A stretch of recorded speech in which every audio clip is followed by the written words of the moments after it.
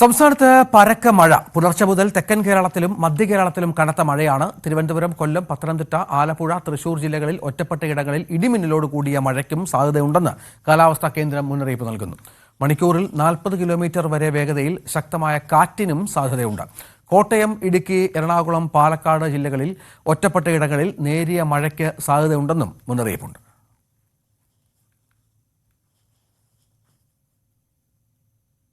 തിരുവനന്തപുരം ജില്ലയിൽ ഇന്ന് മുതൽ കള്ളക്കടൽ പ്രതിഭാസത്തിന്റെ മുന്നറിയിപ്പ് കൂടി നൽകിയിട്ടുണ്ട്. കാപ്പിൽ മുതൽ പൂവാർ വരെയുള്ള തീരത്താണ് അറിയിപ്പ് ഇപ്പോൾ വന്നിരിക്കുന്നത് എന്നാണ് വിവരം.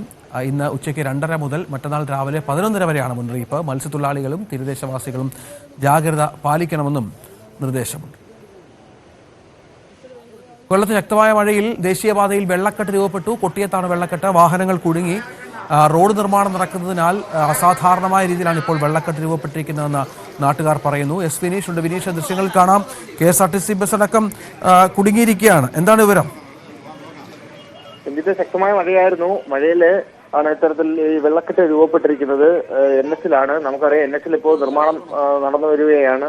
അപ്പോൾ ഈ വെള്ളം ഒഴുകിപ്പോവാൻ ഉള്ളൊരു സംവിധാനം അവിടെ ഇല്ല എന്നാണ് പറയുന്നത്. ഓടകളെല്ലാം അടഞ്ഞൊരു സാഹചര്യമാണ് ഉള്ളത്.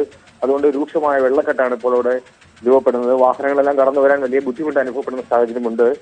നമുക്ക് ദൃശ്യങ്ങളിൽ തന്നെ കാണാൻ കഴിയും. ഒരു 60 ബസ്സാണ് ഇവിടേക്ക് വരുന്ന 60 ബസ്സിൽ ആൾക്കാർ കുടുങ്ങിയ ഒരു സാഹചര്യമായിരുന്നു ഉണ്ടായത്. പക്ഷേ ഫയർഫോഴ്സ് സംഘം സ്ഥലത്തുകയും സുരക്ഷിതമായിട്ട് യാത്രക്കാരെ ബസ്സിൽ നിന്ന് മാറ്റുകയൊക്കെ ചെയ്തിട്ടുണ്ട്.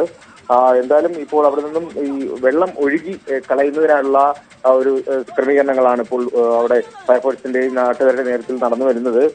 എന്തായാലും മഴ ഇനിയും ശക്തമായി തുടരുന്ന ഒരു സാഹചര്യത്തിൽ വെള്ളക്കെട്ട് രൂപപ്പെടാനുള്ള സാഹചര്യം കൂടുതലും ഉണ്ടാകാനുള്ളതാണ് ഇപ്പോൾ അറിയാൻ കഴിയുന്നത്. എന്തായാലും രാജ്യത്ത് മഴ കനക്കുന്നതോടുകൂടി ഇത്തരത്തിലുള്ള വെള്ളക്കെട്ടുകൾ ജനജീവിതത്തെ വലിയ രീതിയിൽ ബാധിക്കുന്ന ഒരു സാഹചര്യത്തിലേക്കാണ് എത്തുന്നത്.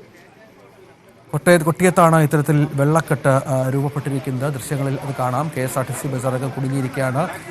ഫയർഫോഴ്സിൻ്റെയും മറ്റും സേവനം ഇപ്പോൾ അവിടെ ഉണ്ട് എന്നാണ് മനസ്സിലാക്കുന്നത്.